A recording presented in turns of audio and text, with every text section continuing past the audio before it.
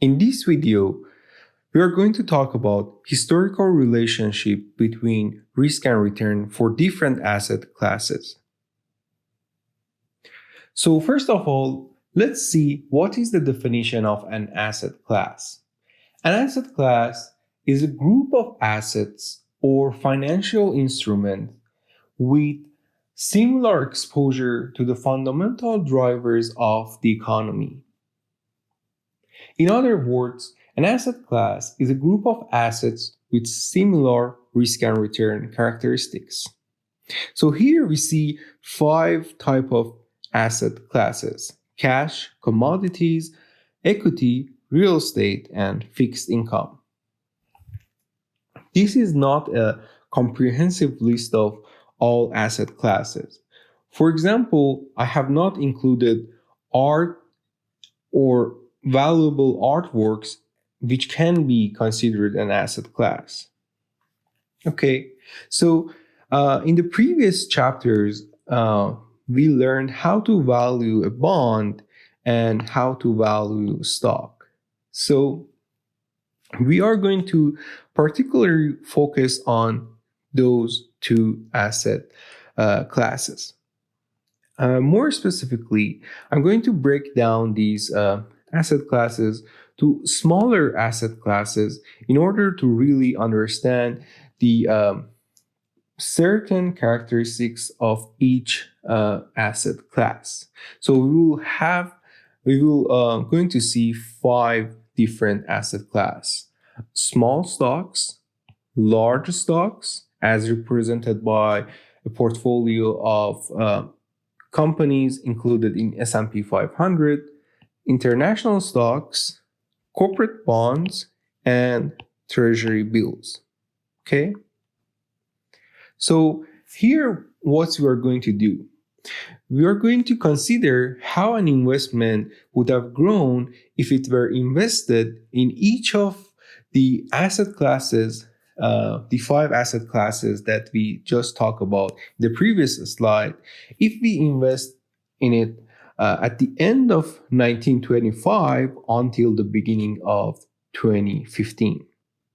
So imagine you had $100 in 1925, and after you invested in each of these asset classes, if you receive any dividend or interest payment from a stock or a bond that you hold, you're going to reinvest that income, again, whether it's a dividend or interest, in the same asset class. So why we are considering reinvestment? Because you want to see the effect of compounding that we'll learn about in chapter 3.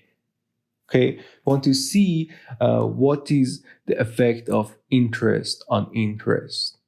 Okay, so now we are going to see a graph that shows how much this $100 investment in different asset classes would have grown until beginning of the 2015.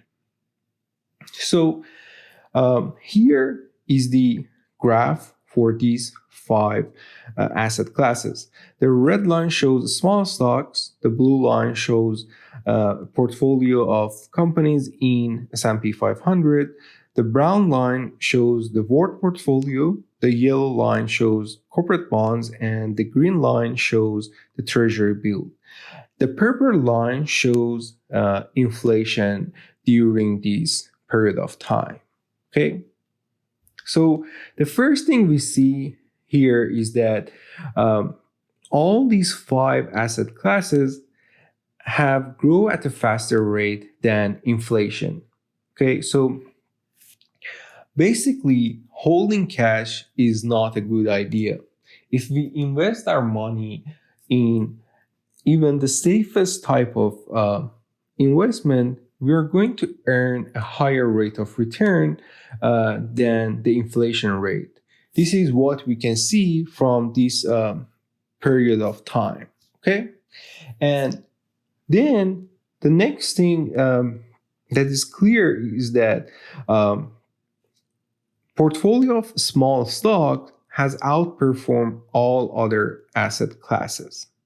So Uh, this is followed by the portfolio of companies is S&P 500, and then stocks or companies in the world portfolio, following by corporate bonds and treasury bills.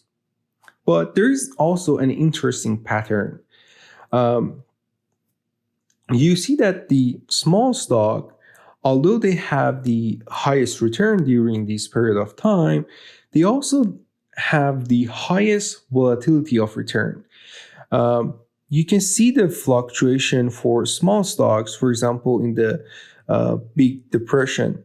So, in during 1928 until 1932, if you have invested $100 in small stock, it would have lost 92% of its value. So your $100 would have go down to $8. Okay.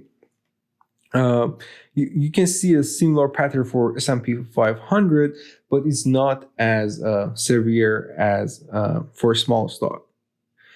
And for other crises, you can also see, for example, in the time of financial crisis at 2007 to 2009, the small stock had lost 67% of their value. Okay. But if you consider the treasury bills, you see a very smooth trend. So this shows that there is not much fluctuation in the return of treasury bills. And as we had talked about this before, we usually refer to return on treasury bills as the risk-free rate of return. Okay.